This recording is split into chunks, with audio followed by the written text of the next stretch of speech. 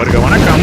அடுத்தடுத்து நம்மளுடைய model auxiliary செக்மெண்ட்ல இங்கிலீஷ்ல இருக்கக்கூடிய மாடல் ஆக்ஸிலரிஸ் எல்லாத்தையுமே தனித்தனியா எந்தெந்த மீனிங்ல வரும், எப்படி எல்லாம் சென்டென்ஸ்ல யூஸ் பண்ணுங்கிறத பார்த்து வந்துட்டு இருக்கக்கூடிய இந்த லிஸ்ட்ல இன்னைக்குமே இங்கிலீஷ்ல இந்த மைட் ஆனது எப்படி யூஸ் பண்ணணும், எந்த மீனிங்ல வரும், சென்டென்ஸ்ல எப்படி தப்பு இல்லாம எழுதணும், பேசணும் எல்லாத்தையுமே தெரிஞ்சுக்க ரெடியா இருக்கிறோம். அதுக்கு முன்னாடி நாம ஏற்கனவே சொன்ன மாதிரி நம்ம சேனல்ல வந்துட்டு இருக்கக்கூடிய வொக்காபுலரி வீடியோஸ், டெய்லி யூஸ் சென்டென்சஸ்க்கு தேவையான idioms, phrases and expressions எல்லாமே இருக்கக்கூடிய அந்த செக்மெண்ட்ல வரக்கூடிய வீடியோஸ் எல்லாமே அப்படியே தூக்கி நம்மளுடைய நியூ சேனல்ல இருக்கக்கூடிய லிங்குவல் எக்ஸிஸ்ட் சேனல்ல போட்டாச்சு. வீடியோஸும் இந்த மந்த்ல இருந்தே வர ஆரம்பிச்சிருச்சு. இன்னுமே அந்த பக்கம் வராதவங்க டிஸ்கிரிப்ஷன்ல லிங்க் இருக்குது, இப்பவே போயிட்டு அங்கேயும் வந்து தாராளமா இந்த செக்மெண்ட்ஸ் எல்லாத்தையுமே கண்டினியூ பண்ணிக்கலாம். எனக்கு இந்த வொக்காபுலரி சென்டென்சஸ் எல்லாத்திலயுமே எந்த பிரச்சனையும் கிடையாது. ஆனா இங்கிலீஷ் கிராமர் ரூல்ஸ் படி எல்லாத்தையுமே எப்படி யூஸ் பண்ணுங்கிறது மட்டும்தான் அப்பப்போ எரர்ஸ் வந்துட்டே இருக்குதுங்கிறவங்க தாராளமா இங்கேயே கண்டினியூ பண்ணிக்கலாங்கிறதையும் சொல்லிட்டு அப்படியே வீடியோ வெயிட் பண்ணிட்டு இருக்குது. பழக்கம் போல நோட்ஸ் எடுக்க நீங்களும் ரெடியா இருந்தா எல்லாரும் சேர்ந்து சொல்லுங்க, வாங்க வீடியோக்குள்ள போலாம் அப்படின்னு சொல்லிட்டு இருக்கும்போதே வீடியோக்குள்ள வந்தாச்சு. இப்போ இந்த மைட்டானது இங்கிலீஷ்ல வர்றப்போ மீனிங் ஒரு ஆக்ஷன், வேலையானது நடந்திருக்க கூடும்.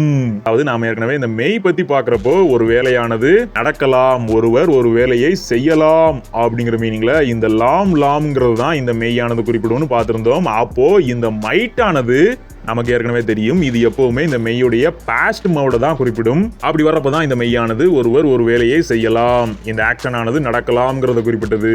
அப்படியே இந்த மைட்டை தூக்கிட்டு வந்து இந்த இடத்துல யூஸ் பண்றப்போ நடந்திருக்க கூடும், அவர் அந்த வேலையை செய்திருக்க கூடும். இந்த மாதிரி மட்டும் லைட்டா இதோடைய பாஸ்ட் மோடுக்கு சேஞ்ச் ஆயிக்கும். இதை தாண்டி பெரிய ரகசியங்கள்லாம் இதுல எதுவுமே கிடையாது. இப்போ எக்ஸாம்பிள்ஸ் பார்க்க ஆரம்பிக்கலாம். Williams might also come to the party.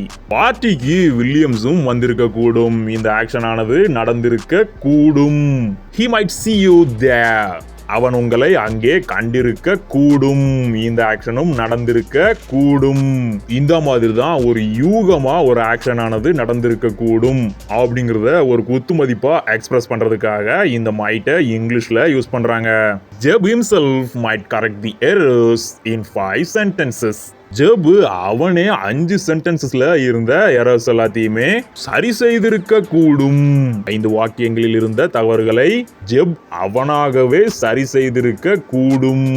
He might say the truth. அவன் உண்மையை சொல்லி இருக்க கூடும். இந்த மாதிரி எல்லாம் யூஸ் பண்றப்போ நடந்திருக்க கூடும்ங்கிறத குறிப்பிடுது.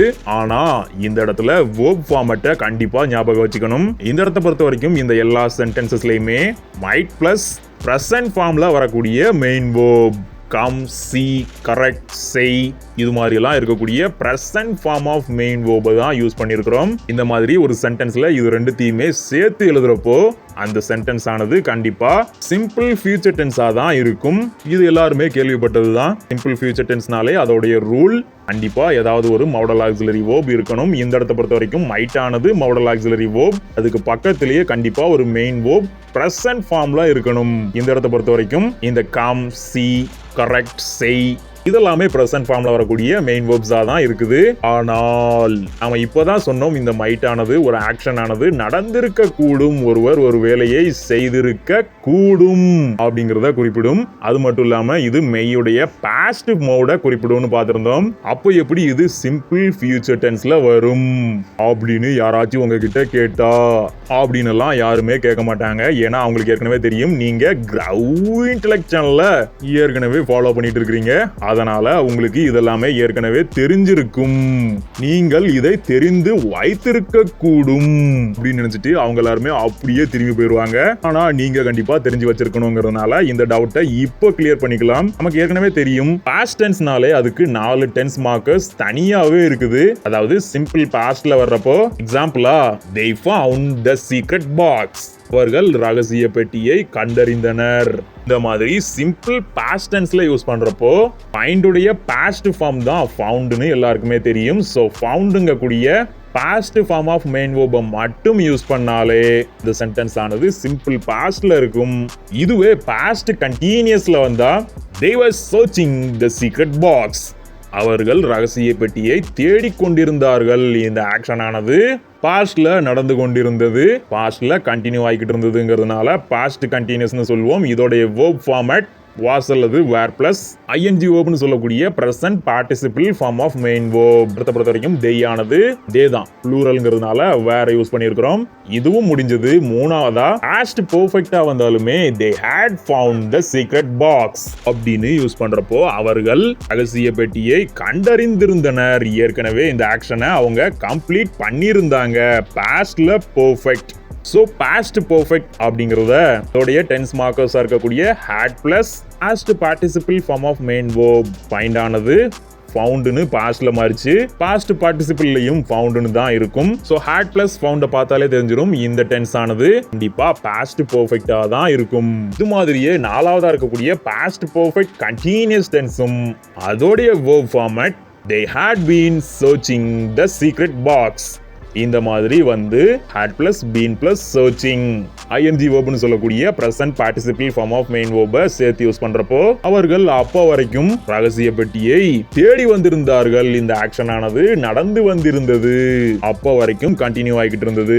பெர்ஃபெக்ட் ஆகக்கூடிய ஸ்டேஜ்ல இருந்தது. பாஸ்ட் பெர்ஃபெக்ட் கண்டினியூஸ் அப்படிங்கக்கூடிய மீனிங்ல இதை இந்த had plus been plus searching பார்த்தாலே கண்டுபிடிச்சிடலாம். இப்படிதான் பாஸ்ட் டென்ஸ்க்கு மொத்தமா 4 டென்ஸ் மார்க்கர்ஸ் 4 கைண்ட்ஸும் இருக்குது.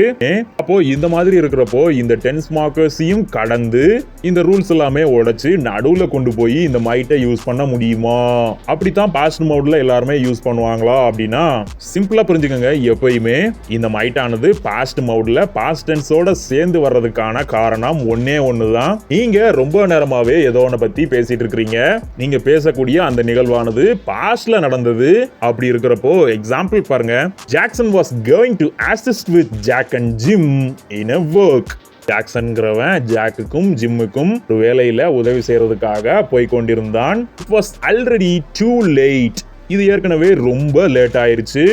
Jack and Jim might have already finished half of the work before Jackson arrived. Jackson வர்றதுக்கு முன்னாடியே அவங்க ரெண்டு பேரும் அந்த வேலையில பாதிய முடித்து வைத்திருந்திருக்க கூடும். இங்கதான் நம்மளுடைய மைட்டானது வேலை செய்ய ஆரம்பிக்குது. இந்த வேலையை அவர்கள் பாதிய முடிச்சு வச்சிருந்திருக்க கூடும் அப்படின்னு சொல்றோம். அண்ட் அது மட்டும் இல்லாம after Jackson came they might continue the remaining works. Jackson வந்ததற்கு பின்னாடி அவங்க மீதி இருக்கக்கூடிய வேலைகளை தொடர்ந்திருக்க கூடும். இந்த மாதிரி தான் ஏற்கனவே நீங்க நடந்த ஒரு ஆக்ஷனை ரொம்ப நேரமா விலைக்கு சொல்லிட்டு இருக்கீங்க. அப்படி இருக்கிறப்போ இப்படியும் நடந்திருக்க கூடும் அப்படின்னு ஒரு யூகமா குத்து மதிப்பா நீங்க சொல்றீங்கன்னா அதுக்கு மட்டும் தாராளமா பாஸ்ட் மோட்ல காம்பவுண்ட் அண்ட் காம்ப்ளெக்ஸ் சென்டென்சஸ்ல தாராளமா இந்த மைட்டை யூஸ் பண்ணும்போது இது பாஸ்ட் மோட்ல நடந்திருக்க கூடுங்கிறத தாராளமா குறிப்பிடும்.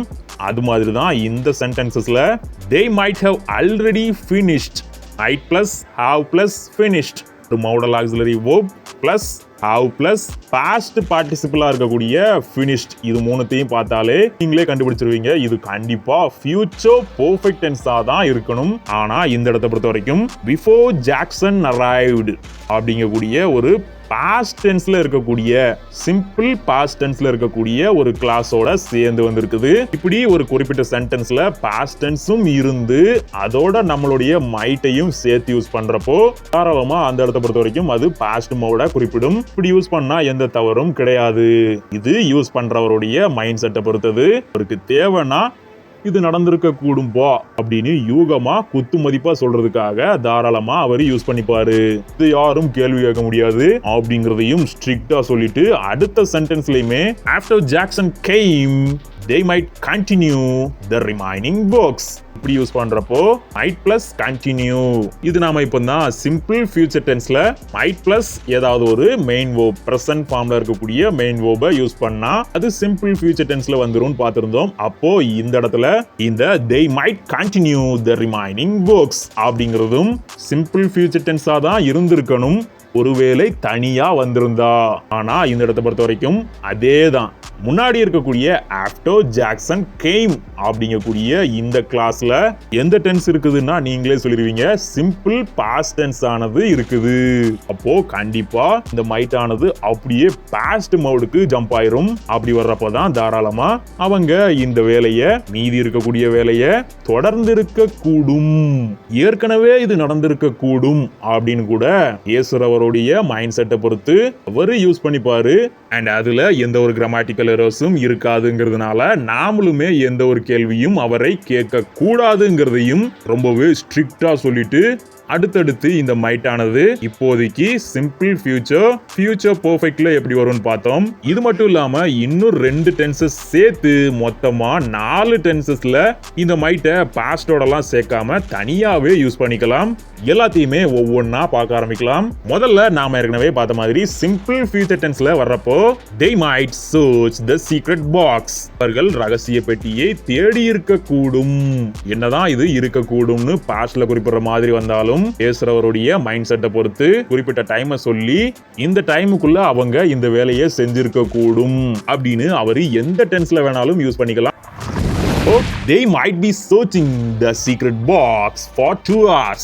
இந்த மாதிரி யூஸ் பண்றப்போ ஒரு குறிப்பிட்ட டைமை சொல்லி 2 மணி நேரத்துக்கு அவர்கள் ரகசிய பெட்டியை தேடி கொண்டிருக்க கூடும்.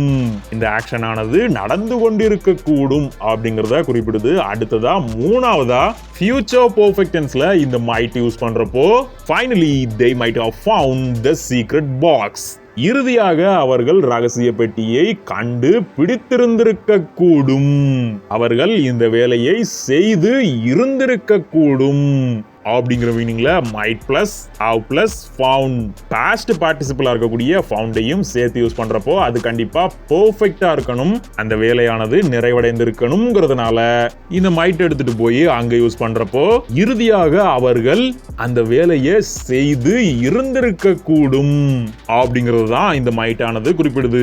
அடுத்ததா நாலாவதா ஃபியூச்சர் பெர்ஃபெக்ட் கண்டினியூஸ் டென்ஸ்ல இந்த might எடுத்துட்டு போய் யூஸ் பண்றப்போ அந்த இடத்தை பொறுத்த வரைக்கும் they might have been searching the secret box since last night. கடந்த இரவு முதலே அவர்கள் ரகசிய பெட்டியை தேடி வந்திருக்க கூடும். இந்த ஆக்ஷன் ஆனது ரொம்ப காலமாவே நடந்துட்டு இருந்திருக்குது. கடந்த இரவே நடக்க ஆரம்பிச்ச அந்த ஆக்ஷன் ஆனது அப்ப வரைக்கும் நடந்து வந்திருக்க கூடும்.